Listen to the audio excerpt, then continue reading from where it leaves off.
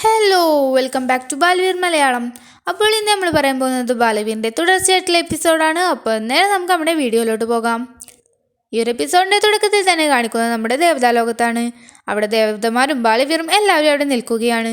ഇതേ സമയത്താണ് അവർ കഴിഞ്ഞ എപ്പിസോഡിൽ കണ്ടതുപോലെ ആ ഒരു കാര്യം ശ്രദ്ധിക്കുന്നത്. മാന്ത്രിക നദിയിലെ വെള്ളമാണെങ്കിൽ കുറച്ച് മുന്നോട്ട് വന്നിരിക്കുകയാണ്. ഇത് കണ്ട് റാണി ദേവത പറയുകയാണ്, ഇതൊരിക്കലും സംഭവ്യമല്ല, ഇങ്ങനൊരു കാര്യം നടക്കാനേ വഴിയില്ല എന്നൊക്കെ പറയുകയാണ്. ഇതേ സമയത്ത് തന്നെ മറ്റു ദേവതമാരും ഇതിനെക്കുറിച്ച് പറയുന്നുണ്ട്. ഇങ്ങനെ ഒരിക്കലും സംഭവിക്കില്ലല്ലോ റാണി ദേവത, ഇതെന്താണ് പെട്ടെന്നുണ്ടായത് എന്ന്. അങ്ങനെ റാണി ദേവത ഇങ്ങനെ ആലോചിച്ച് നോക്കുമ്പോൾ റാണി ദേവതക്ക് മനസ്സിലാവുകയാണ്, അതെ, ഇങ്ങനെ നടക്കുവാൻ വേണ്ടി ഒരു ചെറിയ വഴിയുണ്ട്. എന്താണെന്ന് വെച്ചാൽ ഒരുപാട് കാലങ്ങൾക്ക് മുമ്പ് അഗ്നികാല എന്ന ഒരു വലിയ ഭീമാകാരനായ അഗ്നിരാക്ഷസനെ നമ്മൾ ഈ ഒരു മാന്ത്രിക വെള്ളം ഉപയോഗിച്ചുകൊണ്ട് തന്നെ അടച്ചു വെച്ചിരുന്നു. അങ്ങനെയാണെങ്കിൽ അഗ്നി മനുഷ്യൻ തീർച്ചയായും വീണ്ടും പുറത്തു വന്നിട്ടുണ്ടാകും. അതുകൊണ്ടായിരിക്കാം മാന്ത്രിക നദിയിലെ വെള്ളമെല്ലാം തന്നെ പുറത്തു വന്നിരിക്കുക എന്ന് പറയുകയാണ്. ഇത് കേട്ട് ദേവതമാരെല്ലാവരും തന്നെ വളരെയധികം പേടിക്കുകയാണ്. കാരണം അഗ്നി മനുഷ്യനെങ്ങാനും പുറത്തു വന്നു കഴിഞ്ഞാൽ ദേവതാലോകത്തിൻ്റെ സർവനാശമായിരിക്കും. മാത്രമല്ല ഏറ്റവും ശക്തിശാലിയായ അഥവാ അഗ്നിയുടെ ശക്തിയുള്ള ഒരു മഹാകൊടൂരനായ രാക്ഷസനാവും അഗ്നി മനുഷ്യൻ എന്നുള്ളതൊക്കെ റാണി ദേവത അവിടെ ഉണ്ടായിരുന്ന എല്ലാവർക്കും വേണ്ടി പറഞ്ഞു കൊടുക്കുകയാണ്. ഈ ദേവതാലോകത്തെ രക്ഷിക്കാൻ ഒരു വഴി മാത്രമേ ഉള്ളൂ, ആ ഒരു അഗ്നി മനുഷ്യനെ എങ്ങനെയെങ്കിലും ഇല്ലാതാക്കണം.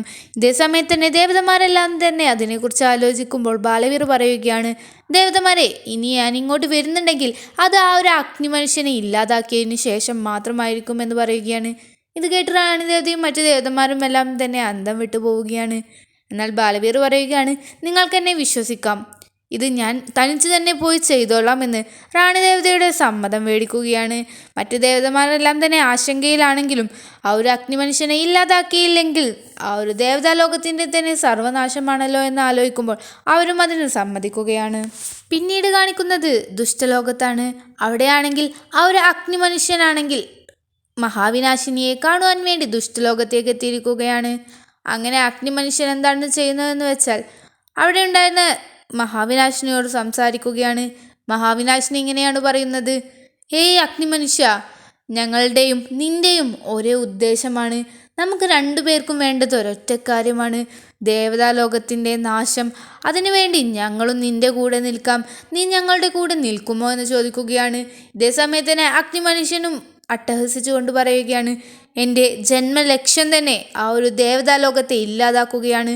ഒരുപാട് കാലമായി ഞാനൊരു പവിത്ര വെള്ളത്തിൻ്റെ ഉള്ളിൽ ആ ഒരു മലയിൽ അകപ്പെട്ടിട്ട് എനിക്ക് എന്തായാലും അവരോട് പ്രതികാരം ചെയ്യുക തന്നെ വേണമെന്നൊക്കെ പറഞ്ഞ് അവിടെ ആർത്ത് വിളിക്കുകയാണ്. ഇതേ സമയത്ത് തന്നെ മഹാവിനാശിനി പറയുകയാണ്, അതൊക്കെ ശരി, നിനക്ക് എത്ര ശക്തിയുണ്ടെന്ന് ഞങ്ങളെങ്ങനെ അറിയാമെന്ന് ചോദിക്കുകയാണ്. ഇത് കേട്ട ഉടനെ തന്നെ ഒരു അഗ്നിരാക്ഷസൻ എന്താണ് ചെയ്യുന്നതെന്ന് വെച്ചാൽ തൻ്റെ ശക്തി കാണിക്കുവാൻ വേണ്ടി അവിടെ തൊട്ടടുത്തുണ്ടായിരുന്ന ഒരു വലിയ പർവ്വതത്തിൽ പോയി തൻ്റെ കൈയൊന്ന് വെക്കുന്നതേ അറിയുന്നുള്ളൂ. ഉടനെ തന്നെ ആ ഒരു പർവ്വതം ലാവ തളച്ചൊഴുകുന്ന ഒരു വലിയ പർവ്വതമായി മാറുകയാണ്. ഇത് കണ്ട് അവിടെ എല്ലാവരും തന്നെ ഷോക്കായിട്ട് നിൽക്കുകയാണ്. ഇതേ സമയത്ത് തന്നെ മഹാവിനാശിനിയാണെങ്കിലും അതുപോലെ തന്നെ ദുഷ്ടദേവതയാണെങ്കിലും വളരെയധികം സന്തോഷത്തോടെ നിൽക്കുകയാണ്. അവർക്ക് കൂട്ടിനൊരാളെ കൂടി കിട്ടി, ദേവതാലോകത്തെയും ദേവതമാരെയും ഇല്ലാതാക്കാൻ എന്നൊക്കെ പറഞ്ഞ് അവിടെ പൊട്ടിച്ചിരിച്ചുകൊണ്ട് നിൽക്കുകയാണ്. അങ്ങനെ അവർ കാര്യങ്ങളെല്ലാം തന്നെ പറഞ്ഞുകൊണ്ട് നിൽക്കുകയാണ് ദേവതാലോകത്തിനെ ഇല്ലാതാക്കുന്നതിനെ കുറിച്ച്. ഇതേ സമയത്താണ് അങ്ങോട്ട് മറ്റൊരാൾ കൂടി വരുന്നത്. അതാണ് നമ്മുടെ ബാലവീർ അവിടെ എത്തിയിരിക്കുകയാണ്. ബാലവീർ അവിടെ എത്തിയിട്ട് ബാലവീർ പറയുകയാണ്, ഞാൻ ഉള്ളിടത്തോളം കാലം ദേവതമാർക്കോ ദേവതാലോകത്തിനോ ഒന്നും സംഭവിക്കാൻ ഞാൻ അനുവദിക്കില്ല എന്ന് പറയുകയാണ്.